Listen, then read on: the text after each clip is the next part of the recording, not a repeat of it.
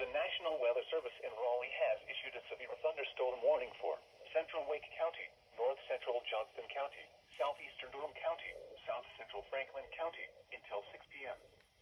At 5:12 p.m., a severe thunderstorm was located over RDU International, or near Cary, moving east at 35 miles per hour. Hazard, ping-pong ball-size hail and 60 miles per hour wind gusts. Source, radar indicated.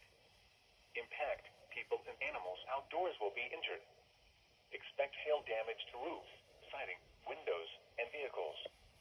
Expect wind damage to roofs, siding, and trees. Locations impacted include Rollsville, Raleigh, William B. Umstead State Park, Zebulon, Research Triangle, Knightdale, Wendell, Cary, Morrisville, and Bethesda. For your protection, move to an interior room on the lowest floor of a building. Repeating, a severe thunderstorm warning has been issued until 6 p.m. for the following counties in North Carolina: Durham, Franklin,